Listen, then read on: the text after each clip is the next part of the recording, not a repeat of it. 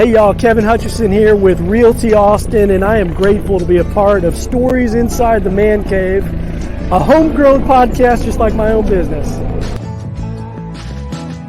Wake your ass up or take a damn nap. And we're the three best friends that anybody could have. It's time. Sean, you were twerking. That's going to happen. Murph, don't be a dick all your life. It's one of the more fun podcasts I've ever done. Hey, I tell you what, if you're not talking about sports in the man cave, I better not say you not a man. That's it.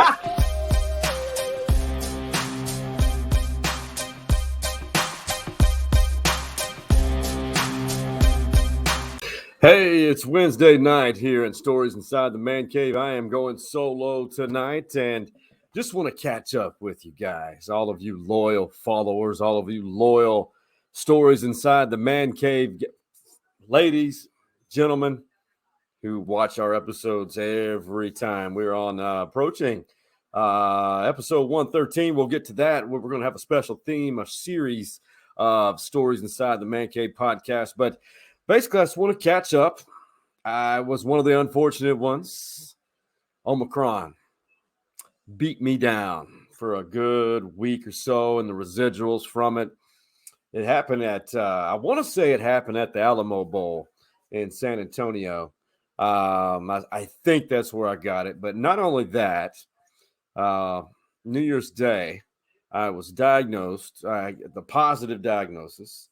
Also for COVID, and I hit the jackpot.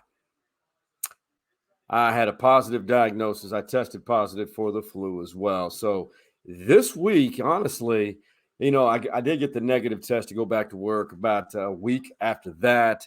But since then, I have been exhausted, run down, everything. A lot of people are experiencing that. But this week's the first time I've been myself. Energy level back up. About to get back to my routine, and here we are. But some more episodes are coming up, and as you could tell, this right here, we'll get to that shortly. That will be a fun segment, a new partner / sponsor. That will be fun. All I can say is a hint. We'll talk about balls. Yeah, but this little special episode here, catching up after COVID recovery, is brought to you by our OG sponsor, that being Jim Saxton, State Farm Insurance Agency. Yeah, he's been around a long time. Westlake OG, Longhorn legacy. He knows Austin. And for all of your insurance needs, log on to saxtoninsurance.com. And if you were not aware, my name is Sean Clinch. I'm a proud SFA alumni, native of Austin. And as you can tell, the SFA swag behind me, the football field. But one thing I want you to do, a favor for me, give us a shout on Twitter at Stories Man Cave. Go ahead and follow us there as well. Just kind of a quick episode just to get back into the swing of things. There's been a lot, and I was in a deep depression like so many after the 49ers, knocked out the Cowboys after a great regular season by the Cowboys. But the 49ers right now are not looking like the wild card team that everybody thought they were. That's a legit ball club. Kyle Shanahan, former Longhorn receiver, coach's son, doing big things. They've been to the Super Bowl before. But here's the unique thing that we all witnessed in that divisional round, minus the Cowboys. I'm still just heartbroken.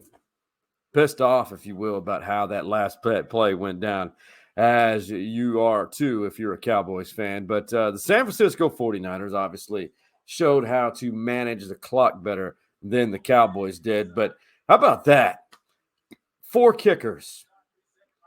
All the kickers in the divisional round, 2 of them determined important plays they converted, how valuable the kickers truly are. And if you didn't see it, former Longhorn Phil Dawson, who was on episode 111, I believe, just took the head coaching job at Hyde Park School here in Austin, his first head coaching gig at the high school level. He tweeted out something, and now you see the value of kickers. He's a good follow, by the way, and he's right. But what's so unique is that the 49ers are such a physical team. They play bully ball 100%, and they knocked out Green Bay at Lambeau Field at the Frozen Tundra, which was an amazing thing. Aaron Rodgers probably going to not be in a Packers uniform, as well as probably 15, 20 more. But Charles Omenihu, the former Longhorn who was drafted by the Texans, picked up, and now a 49er, he's starting to play a significant role for the 49ers now. And after that win over Green Bay, Charles was asked about what's the difference between playing in Houston or for that organization opposed to the 49ers. This is, Charles, when I was in the mainstream media, I love Charles Omenihu because not only is he a bright guy, but he kept it real 100%. And he spoke his mind. And this is what Charles had to say, comparing playing for the Texans and their front office opposed to what it's like playing for the 49ers and their front office. A lot more structure. The leadership between the coach and the GM, it doesn't seem like it's a power struggle. It's very like they're on the same page. They have an understanding of what they want. They make it very clear of what they want from GM to head coach, from head coach to the position coaches. And it's not like it's not a circus show here. You guys definitely have things down packed, and you know what you want at the players. The coaches know the expectations, and it's sought out and said. And it's not a lot of switching guys from being a starter, not being a starter. You understand what you're doing here, and you just get it done. Wow. Charles, keeping it real again. Meaning, this is how I translate what Charles said. The Houston Texans are a wreck, and I think we all knew that. Management is not cohesive. Texans are not a franchise right now, I don't think they are anywhere near being the team that won those division titles with J.J. Watt and all that group on both sides of the ball. Charles is unlike rest of society. He will keep it real to a level that makes others uncomfortable, but that's not of his concern. That just speaks volumes of the level or where the Houston Texans are. They are. I firmly believe that they are so far away from being a contender at the moment. They have some good pieces, but I love Omenihu right there. Spoke volumes. He's not worrying about saying the right things to maintain relationships, just keeping it real with people, and that's very refreshing. One thing that, and I do want to talk about it, tell me what you thought at Stories Man Cave. I mean, am I off base of what I'm saying about the Texans, or is Charles a little too extreme? I don't believe so.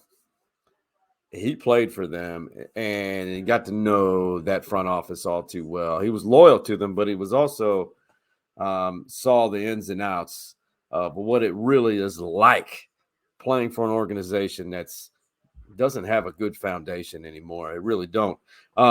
So the NFL playoffs, NFC and AFC championship games, it's like we're taking a step back to 1988. I mean, if you look at the NFL this weekend, we'll begin with the AFC championship. Pat Mahomes got the Chiefs back. They're rolling. AFC championship game against the Cincinnati Bengals, who I believe won their first playoff game since 1991, if I stand corrected. Joe Burrow, quarterback. Texas Longhorn fans know about him. He had to. That was the turning point of his career, I think. He survived an upset by the Texas Longhorns in 3 years ago. 3 years ago. So that was Joe Burrow won the Heisman, led LSU to the national championship. But the Bengals and the Chiefs, AFC championship game. And just keep up that 1988 theme. How about the 49ers? I know they've been to the Super Bowl in recent history, but the 49ers with that 10-7 record, which is absolutely misleading, facing the Rams. We got a little Highland Park tie there with their quarterback on the back end of his career. So the Final Four of the NFL set, Bengals, Chiefs, 49ers, Rams. I'm going to take I'm probably crazy, but I'm going to take the two 10-7 teams. I take the Bengals and the 49ers in the Super Bowl. Call me crazy. Call me having that COVID brain. By the way, that COVID brain, the fog, is legit. I'm telling you, this entire month, up until this week, I've not been able to really get on a podcast and talk. Can't even carry on conversations. Have to think about everything. So, yeah, it has not been fun. But, yeah, I'll take the Bengals, 49ers in the Super Bowl. Call me crazy, but that is exactly what I'm going on the deep end right there. Hey, next week, keeping it with football, National Signing Day number 2. The main signing day is now in December. Texas Longhorns have about 33 new faces that will be on the roster here very soon, early enrollees. But National Signing Day number 2, I think Texas A&M has their class wrapped up. But for the most part, Texas can add about 5, 6, 7 others. This is where they get to truly circle back, reevaluate some players, determine who is more of a PWO type talent. And don't slight the PWOs, though. They are guys who can make their way on the field. They just, they're fringe Power 5 scholarship winners, or they could be playing at another Power 5 program that, like Northwestern's. No offense to Northwestern, but there are some golden gems amongst those PWOs. Excuse me real fast. But, yeah, it's National Signing Day number 2, I believe, next Wednesday. The following day, this pertains to everyone who's a high school football fan or follows high school football in the great state of Texas, the UIL realignment every 2 years. How that works, I believe it's in late October, early November. They call it Snapshot Day. Every high school in the great state of Texas has to turn in their enrollment on one specific day. It's predetermined. Submit it to the UIL. Then that's where they determine who is from 6A all the way down to 1A, which is now 1A is obviously 6-man football. But what I hate about it is obviously the UIL, it's a tough job, thankless job, because there's going to be so many people, so many communities who are not happy with their situation. Namely, let's take example, my alma mater here in Austin, Texas, Anderson. They're a program which has 5A Division II type of participation numbers, if you will, for football, the big sport. But yet they're probably going to go back up to Class 6A. And the other thing I'm still trying to figure out, you have these districts that they have set for football, and there are different districts for basketball and other baseball and other sports. But yeah, it's going to be a make or break day. And they have not denied it. Our good friends at the UIL, some of the best, hardest working people, they're really dialed in. Great organization that gets a bad rap just because of days like the UIL realignment day, because people always question it. You can't make everyone happy, but there is still that debate, not now, but in the near future, possibly adding a 7th or a 7A classification to Texas high school sports, namely football, and namely programs like Allen, which has 5,000 plus students. And then schools like that get away with it by having freshman or sophomore centers. So they're detached. So in the actual high school building, there's that number. But anyway, UIL realignment day, it's always fun, but it's always interesting when you see the reaction. And it's a tough job by the UIL. And we will have that covered for you and try to get some reactions on a podcast next week. But right now, we got to switch our attention to, I like to call it switching our attention to balls. Yes.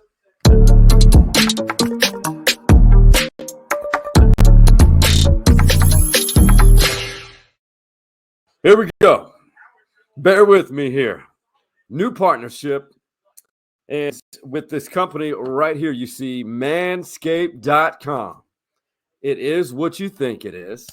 And support for Stories Inside the Man Cave podcast is brought to you by Manscaped.com, who is the best in men's below-the-waist grooming.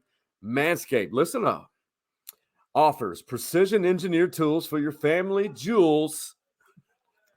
Manscaped recently launched the Ultimate Men's Hygiene Bundle, the Performance Package, which I'm about to show you. And they mailed it, and I've become a user of it. And I'm about to show you the Performance Package is very impressive and why it's a great gift to all of your men in your life. And it's with Valentine's Day coming up, but that's on another show when we talk about Valentine's Day. But join over 4 million men worldwide who trust Manscaped. No lie, with this exclusive offer for you. Read that. 20% off and free worldwide shipping with the code MANCAVE20. 20% off. And if I'm doing my math correctly, that's about 8 million balls who have been serviced by Manscaped.com. I'm about to show you some of these amazing tools that you can have as a man, because let's face it, there is no excuse for below the waist, gentlemen, for us to resemble the German Black Forest. So get 20% off and free shipping with the code MANCAVE20 at manscaped.com. That's 20% off with free shipping at manscaped.com, and use right here this promo code MANCAVE20. Unlock your confidence and always use the right tools for the job. Manscaped. Look at this. What is that? You hear that? That is the sound of manscaping power in the man cave. You've got to keep your man cave clean. This is the Lawnmower 4.0. Tremendous job. Gets it done very efficiently, and it leaves your area code very smooth. Now, here we go. I want to show you this. Let's have some fun with this, but do order it. Look at that. Your balls will thank you. They will. They will. There is no doubt about it. So this, what I just showed you, by the way, is a 4th generation trimmer featuring a cutting-edge ceramic blade to reduce grooming accidents. Reduce grooming accidents, that is. And thanks to their advanced skin-safe technology, the Lawnmower 4.0 is waterproof and also has a 400K LED spotlight so you can have a more precise shave, because you got to see where you're going. Just like when you're pushing a lawnmower, you've got to see the area in front of it. You got to cut your grass precisely. But this right here is a tool that we all need. The unsightly nasal hairs, the weed whacker, electric nose and ear hair trimmer. Let's face it, gentlemen, as we get older, for some damn reason, this area of hair start growing, and right here. And you don't want that to be your first impression at all. It's working. The weed whacker is tremendous. Easy. And I personally, pain-free for me. I have another tool that I bought just for that and for the nose. For the nose and ears. Not even close to the weed whacker. I mean, less time, more efficient, everything. But back to the Lawnmower 4.0. They call this the Crop Reviver. Bear with me. Ball Toner. Yes. And then the Crop Preserver. This is after you use the Lawnmower 4.0. You got to take care of your boys. that's what we're promoting here in Stories Inside the Man Cave. You just got to take care of your family jewels. You know, they're often left out. But the crop preserver, your underarms aren't the only place you need deodorant. This is the crop preserver ball deodorant. Jump on board. This bad boy, I'm promoting it. Stories Inside the Man Cave promotes all this. And you get in this package right here. This is what we're talking about right now. And is the performance package. So jump on board to manscaped.com. Once you select the performance package, use this Man Cave 20 promo code for 20% off your order. You will not regret it. We're going to be talking a lot about how to keep your balls clean for the next month and probably and hopefully forever. And speaking of, this is the sack. I know it's called a toiletry bag, but we're talking about ball sacks. This is a sack that you can put all of your goods, your ball deodorant, your Lawnmower 4.0, and the Weed Whacker, all in this. Take it with you on the road. And the special ladies in your life, they'll enjoy it too. Manscaped.com. Use the promo code for 20% off, that being ManCave20. Get ready.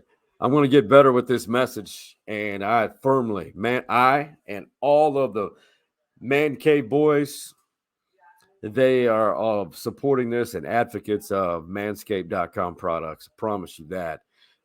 So how do we move on from talking about balls?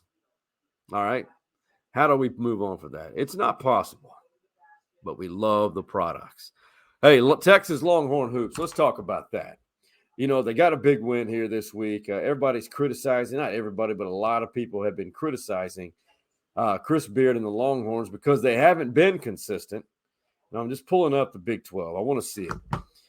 So Texas is 5-3. They looked probably their most consistent that they have been after the Tuesday win against TCU earlier this week. Against TCU, just blew TCU out. They're 5-3, only 2 games back in the loss column of Baylor, Kansas. Baylor is only 1 game ahead of the Longhorns, but Texas now at 15-5, starting to look like a team that is built for March Madness because they're getting better guard play, better defense, and more consistent. But this weekend, a pretty significant game. They're going to the Big 12 SEC Challenge. Always look forward to that every year. But at the Irwin Center this Saturday night, a primetime matchup.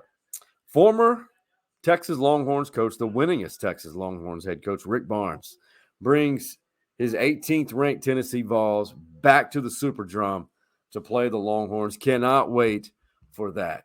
That's going to be a big-time matchup, and it will probably be one of the top 2 or 3 games in that Big 12 SEC Challenge. Now, earlier this week, last weekend, I went to Nacogdoches. Wasn't feeling great, but I had made a commitment to go to Nacogdoches to see the Lumberjacks play. Yeah, and hosted New Mexico State.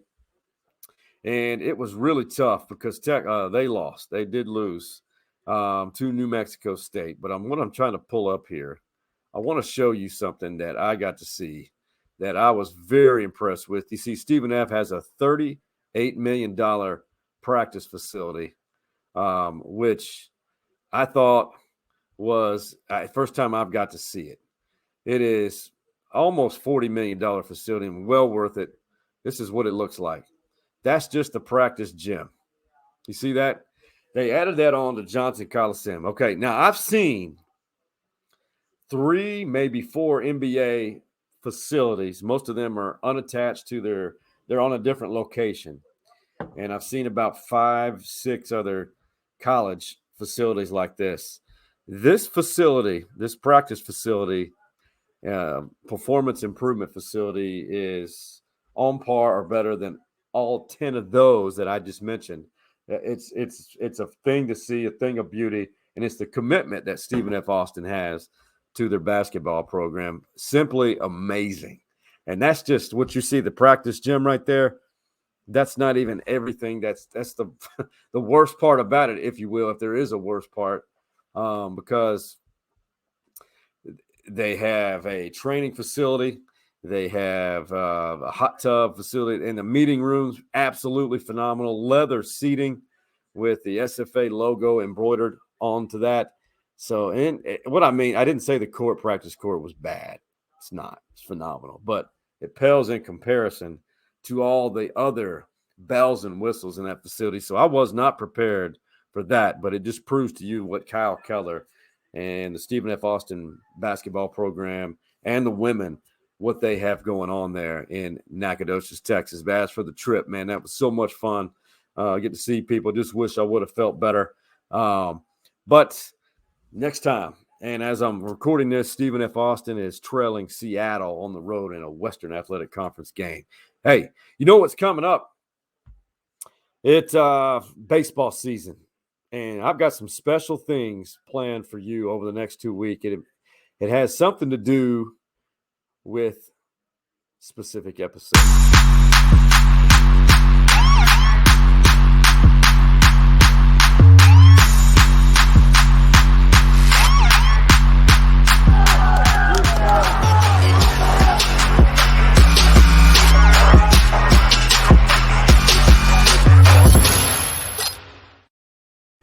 Man, I'm fired up.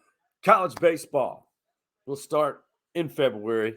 MLB, pitchers and catchers report, then spring training, baseball season, the boys of summer, if you will. But college baseball, the Texas Longhorns here in Austin, David Pierce's squad, after they nearly made it to the National Championship Series, almost knocked out Mississippi State, who won it. They are the preseason number one ranked team in the country. I believe in every preseason poll that has been released, and rightfully so. They have a pitching staff that's impressive. They have a closer. It looks like 1 through 6 that is pretty solid. It's that lower third of the lineup. I think that's pretty much what they've got to work on, and then just get that rotation down and figure out who is belongs as the midweek pitchers. But Texas has got a hell of a rotation and a lot of speed. Shortstop solid, infield, outfield, they've got it. But they're going to probably experiment with the outfield some, because they have got a ton of athleticism and speed that David Pierce has at his expense to work with. So that's going to be a lot of fun. But coming up the next 2 weeks, baseball season preview, a series of episodes on those.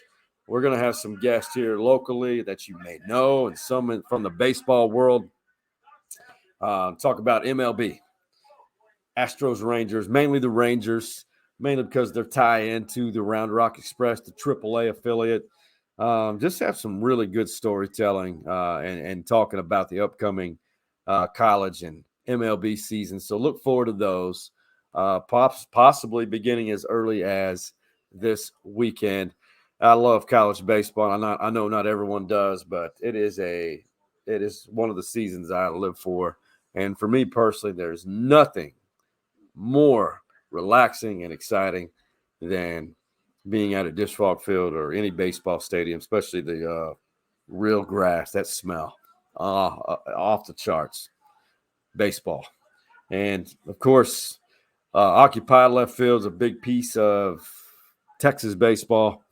They may be involved in one of these episodes, and I think we're going to have a feature story. But speaking of baseball, before we wrap things up, I want to also tell you about a really special event that's coming up on February 5th. It's right here. Willie Wells Celebration. Let me tell you who Willie Wells is. He is perhaps one of the greatest shortstops to have ever played the game. The late Willie Wells.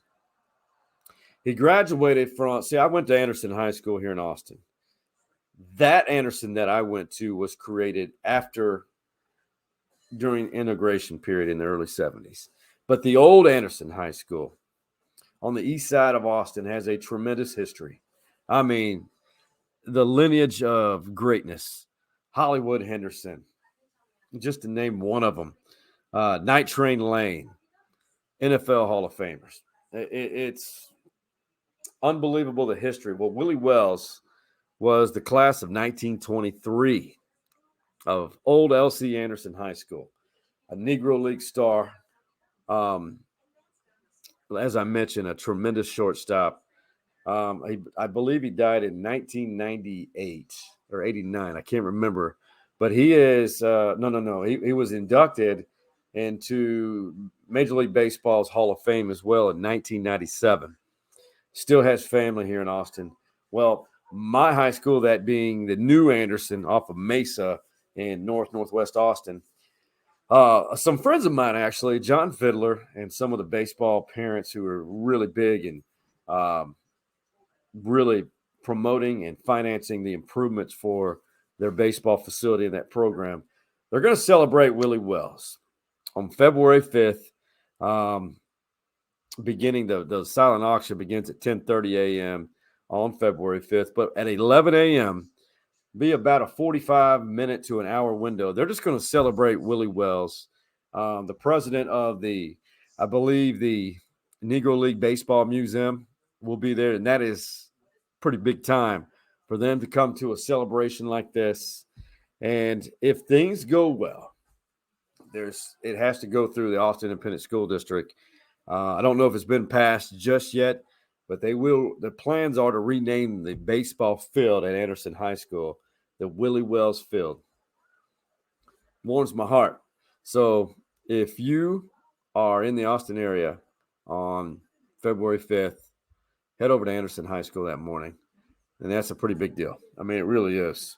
And that's an effort. And I've been somewhat of a part of trying to marry the two communities as one family as we continue to integrate society and be anti-racism and just accept people as family. That's what we want as far as my high school. So I cannot wait for that. And I'm going to try to do a feature story for our social media platforms that you can see. And speaking of, go follow and like us on Twitter at Stories Man Cave and in the Instagram page as well. That being Stories Inside Man Cave podcast on the IG page and our YouTube page as well. And you're probably watching this on our Facebook page where that's our main platform. So I made it through COVID, made it through the flu. I want you to stay healthy and just be aware and stay tuned. I want you to like and follow the YouTube and Facebook page so you can get those notifications when these all of our episodes drop. And then we'll have some fun on the Twitter site and the IG platform as well. So stay healthy and just have a great beginning to 2022, as I know we're going into February, but let's all continue to navigate to some positivity here and make this a great year in 2022. So for the OG Stories Inside the Man Cave boys, that being Big Mike, Coach Mo, and Hardball Hards, we are out. You see the drippy, I'm fitted up. Hop in my car and the giddy up.